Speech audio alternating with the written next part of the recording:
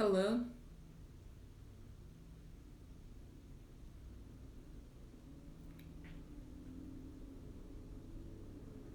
Hi, thank you for joining. I'm doing well. How are you?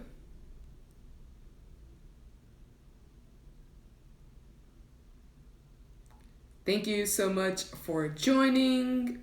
I will get started in a couple of minutes.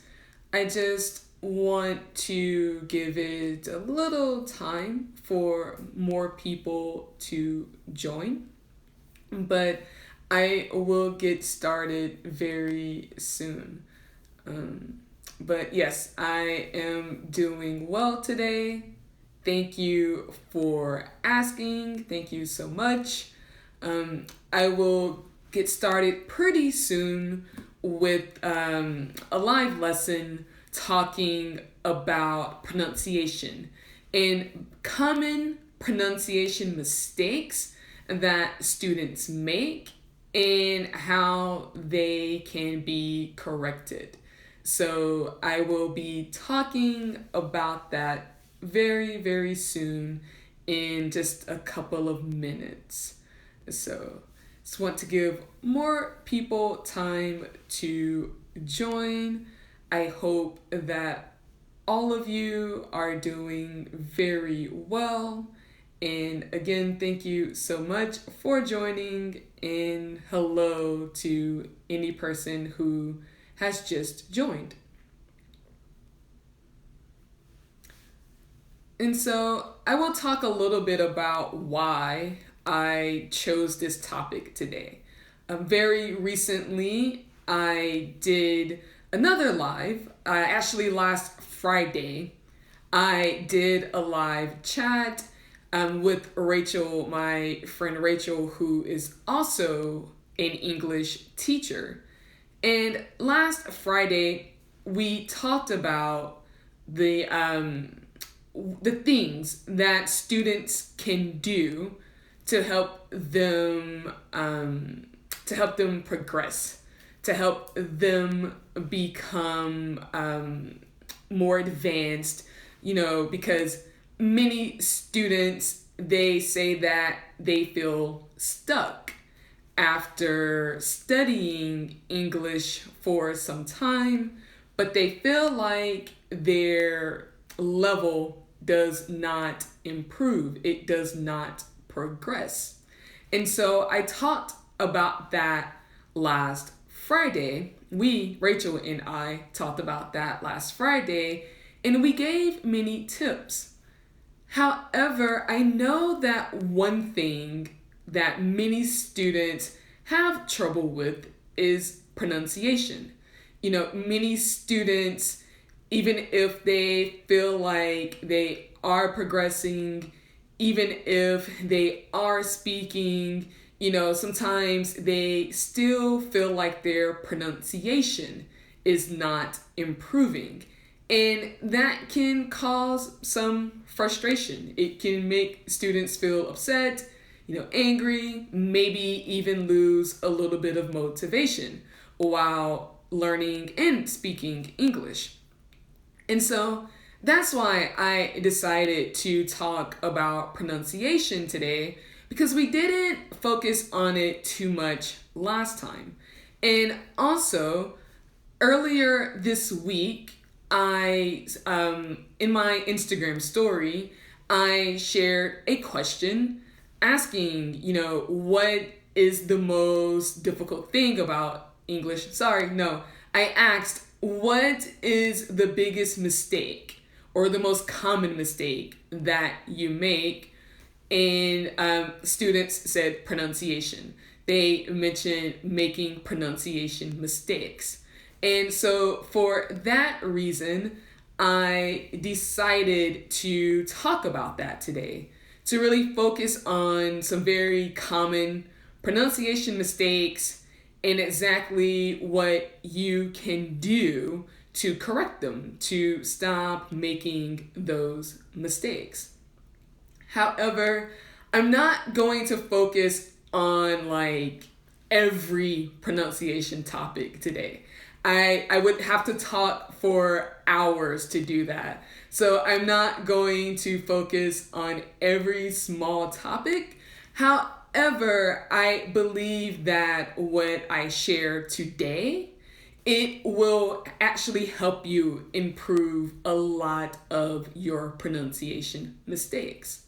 And so now that I have talked about that, and more people have been coming in and out of the live, I will get started with today's live lesson. So, as I said, many students share with me that they have trouble with pronunciation. They make some mistakes, they get upset, they think that it means that they cannot speak English very well. Some students even have words that they may try not to say because they are afraid of saying them incorrectly. And so this is why I'm talking about this today. And one of the best ways to correct pronunciation mistakes is honestly to go back to the basics. And what I mean by that is just to go back to the very beginning of pronunciation, learning the different sounds. We have the alphabet. However, each letter does not always sound like it does in the alphabet. For example, you have the letter A. However, it can sound like cake. It sounds like A in the word cake. But in the word cat, it doesn't sound like A. It has a totally different sound. So you really need to go back to the basics, I say, and learn the different sounds. Not only do you need to learn the different sounds or, review or study the different sounds of English, you should also really focus on, what your mouth should be doing when you are pronouncing different sounds.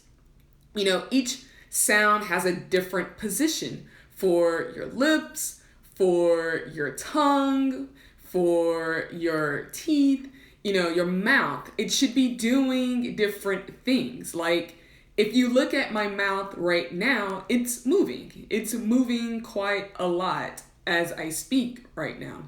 And so very often when a student makes a mistake, it's because they may not know the correct position for their mouths when they are saying certain words or using certain sounds. For example, the TH. I know this is a sound that many students struggle with. They have a really hard time with this one.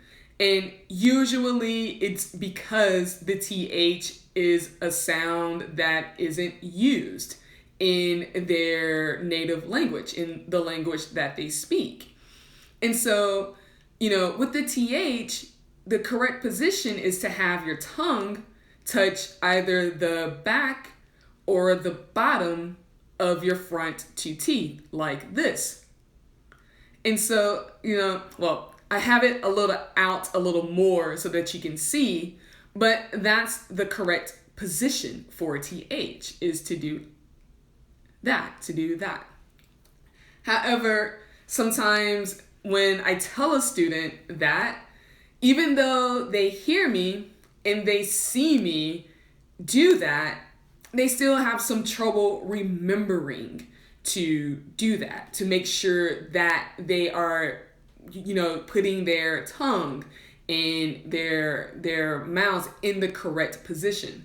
So one of the best ways to correct a lot of the most common pronunciation mistakes, or even the biggest pronunciation mistakes, is really to go back and to focus and study what your mouth should be doing. Earlier today, this happened with a student.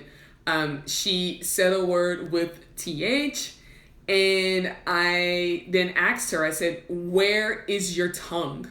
Where is your tongue? Because this is what I do with my students.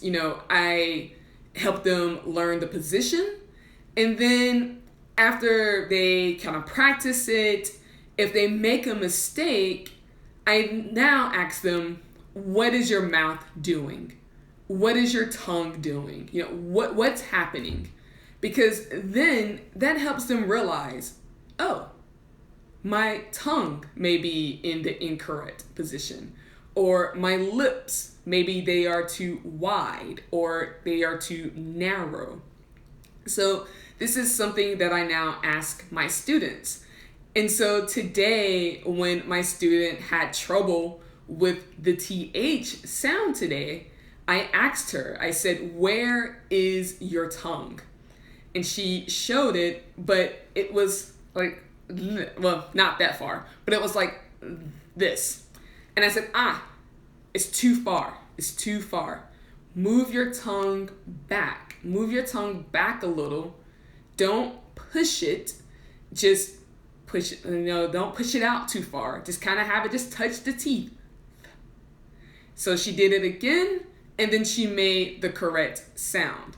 And so, whether it's the TH, the letter W, B, P, knowing what your mouth should be doing, that usually corrects the mistake.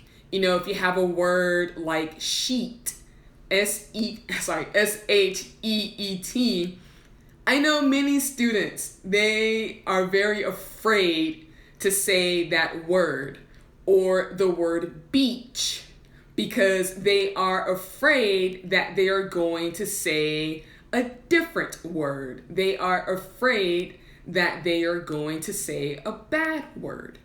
But if you learn the position of, the position of your mouth, what your lips, everything should be doing with those sounds, with those letters, then it's going to make it much, much easier. Because with sheet, it has double E, it has an E sound, so it's like E.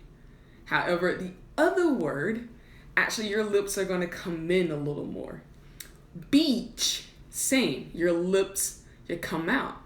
But with the other word that students are afraid of saying, your lips kind of come in a little bit more. So really just learning that, I would say, will definitely help you stop making a lot of the most common pronunciation mistakes. My go-to resource for this is Adrian Underhill. He has videos on YouTube talking about the different sounds, talking about the different positions, the different mouth positions, what the tongue should be doing, if the teeth should be doing anything. He really, really talks about this. And, he has these really short videos that you can watch and practice. So, if you don't have a teacher, if you're not working with a teacher who can help you, who can show you the correct position, what you should be doing, then Adrian Underhill's videos on YouTube, I think, are a really great resource. I even use those videos with my students as a way for them to practice outside of our lessons. So that's one way, that's one resource for looking for the correct position. You can also just go online and, search for, the correct positions for your mouth for the different sounds in English. You should easily find different pictures, and also inside of pronunciation books. Pronunciation books, not all of them, but many of them will have like pictures or diagrams showing you the correct pronunciation, like the correct way, the correct mouth movements for different sounds. And so I can't remember if it's a specific YouTube channel. However, the name of the teacher is Adrian, and it's spelled Adrian Underhill, Underhill.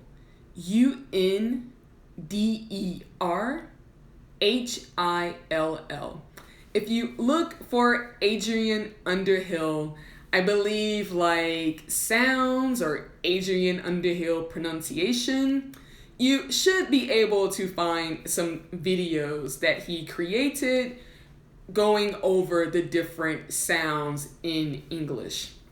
Unfortunately, I can't remember if it's saved under a certain channel or not, but I can post a link to the videos later on my Instagram page. So that's my first tip. Really, like I said, go back to basics and really get familiar and practice the different movements your mouth should be making while you are pronouncing different sounds in English. The next thing that will really help you correct a lot of the biggest pronunciation mistakes is to look up pronunciation rules. Now you may be thinking like, there are grammar rules. Why do I need to look at pronunciation rules too? But it's really, really important. And I know it can be also a little difficult because with English, rules are broken very often, and I'm sorry about that. But if you look up different pronunciation rules, if you study them, it will help you correct a lot of the biggest mistakes. For example, words ending in ed. There are rules for that. There's a rule for the correct pronunciation for words that end in ed. Words that end in ate.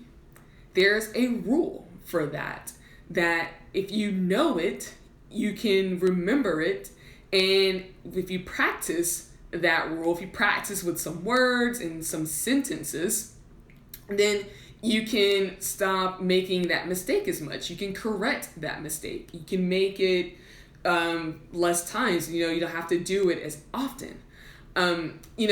Other pronunciation rules, like I'm gonna check my notes so that I can remember all of them. For example, also words that end in Y. I created a video about this. I also created a video about words that end in ate. Think I may have even created a video about the th sound. If you look at my past Instagram posts, if you look at my old Instagram post, you should definitely see a video about the rules for Y and the rules for words that end in ate.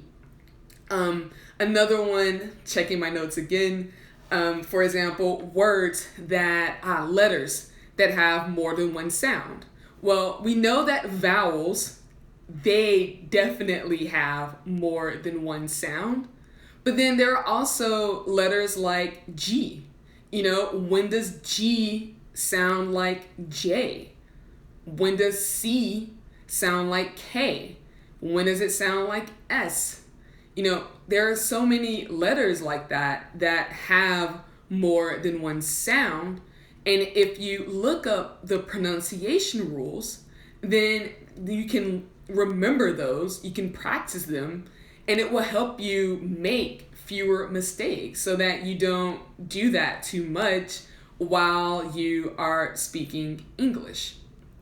And then when you get kind of more advanced, then you can really also focus on things like words that are used as a verb and as an adjective, for example. You have the verb live, like I live in the United States, but then you can have the adjective live, The words are spelled the same, but they are pronounced differently. Live and live. So again, I live in the United States, but I am doing a live stream. And so looking up heteronyms, my students, when I first introduce heteronyms to them, they are usually not very happy with me. I mean, they are thankful, but they are not very happy when I teach them the different heteronyms. And then like another thing that also is really important is stress. You know, the way that a word is stressed, it can give it, the pronunciation can be different, and the meaning of the word will be different. So for example, there's a contest, a noun, maybe like a food eating contest. However, if you want to question or challenge something, you will contest it. So with a food contest, the stress is on the first syllable, but when you want to question something or challenge something, you contest. Now the stress is on the second syllable. So these are the things that you should definitely be looking into when you want to stop or to limit your pronunciation mistakes. You know, if you have a teacher, definitely, talk about these things if you haven't talked to them about it already. These are things that I talk about with my students. These are things that they practice that helps them improve, helps them make fewer mistakes. If you're studying on your own, just go to the internet, go and search for the different pronunciation rules, and then try to find some practice exercises that you can use so that you can, limit how often you make those mistakes. So those are my tips for how you can stop making some very big pronunciation mistakes in English. Oh, and also silent letters. This is something that I sometimes posted about in the past as well. If you look at some of my old Instagram posts, you may see some pronunciation related ones about silent letters, like when is B silent? Yes, I for sure created one about when B is silent. I know I created more, but that's the one I remembered the quickest. But if you look at some of my old posts, you will see, some different mentions about silent letters. And you can search for that as well. You can search online for, a list of different words that have silent letters. So again, just really look for pronunciation rules, and that can really help you limit your mistakes and commit them less. So as I said earlier, Adrian Underhill is my biggest tip for, looking at his videos, are my biggest tip for learning the position for your mouth when you should be pronouncing different sounds. Again, if you're working with a teacher, they should be able to help you. They should be able to see what your mouth is doing. That's what I do with my students. But if you're self-studying or, working alone, not a problem. You can still look for different videos or pictures of what you can do to make the correct position. So again, Adrian Underhill's videos are great for that. Also, pronunciation books can be really great for that as well. A book that I like to use with my lessons is Mastering the American Accent. Now, you don't need to like think that this book will have you speaking like me. I don't really think of it as that type of book, a book that will actually make you sound exactly like an American. That's not really why I chose that book. However, the reason why I like it is because it shows pictures for the different sounds. It gives really, really good details about what your mouth should be doing while making different sounds. And then it also progresses. It starts off with the vowel and consonant sounds, but then it also gets more into the differences between different sounds, especially ones that students often have trouble with. And then it also even talks about, for example, the rules for words that end in ATE, different stress rules for words, things like that. And it has really good example sentences, things like that. So I commonly use that book with my students to give them practice outside of a lesson. There are other pronunciation books. However, that is the one that I tend to use the most with my students and during lessons, and also just for research. Finally, another resource that I often use is the Pronuncian website. It's spelled Pronuncian, Pronuncian. They also have like a really good list of resources for each sound, each vowel sound, each consonant sound. But then they also have podcasts, plenty of podcasts that you can listen to for different questions that you may have. Again, it's a resource that I love to use when I have a question. If a student has a question, usually I'll be able to answer it during a lesson, but then I often will share with them a link to the Pronuncian podcast, just so that they can remember what I shared with them. I haven't created my own videos yet about these things, but these are resources that I like to share with my students to give them practice after a lesson, in between lessons. So that is my Instagram live for today. Again, really the best way to stop making a lot of the biggest pronunciation mistakes is to go back to the basics and learn the sounds. Learn the sounds of English, all of the sounds of English, and learn what your mouth should be doing. Like I said, your mouth, your tongue, your teeth, your lips, all of it. What should be happening when you are pronouncing different sounds. Also, just look up different pronunciation rules. If you're not discussing these things, I assume maybe you don't have a teacher. If you don't, look these up. If you have a teacher, you should definitely be talking about these different things, the different rules.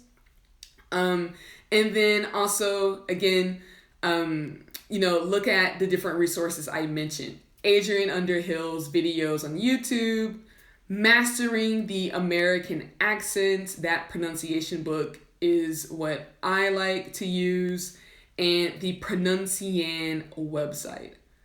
Also, just remember another thing.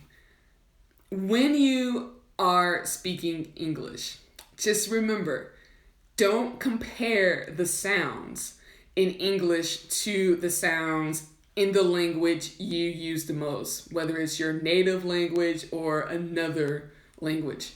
I honestly think you should not compare, especially if you speak a language where the alphabet is very similar or the same as the alphabet in English.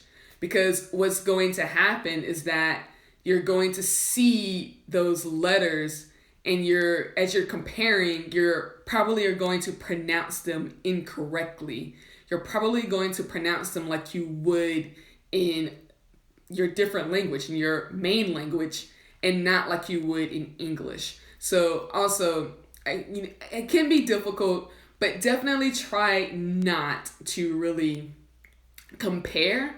And then practice, practice the different things that I've said here. Practice what your mouth should be doing. Practice making those movements. Watch yourself do that in a mirror. Record yourself doing that. Compare yourself to others, the different videos or resources that you use. Compare yourself. Watch what you're doing. And so when you do make a mistake, you will be able to correct them. So that is it for this live lesson here today. I really hope that you enjoyed it and that you learned something from me today. Have a great weekend, and I'll see you soon. Bye.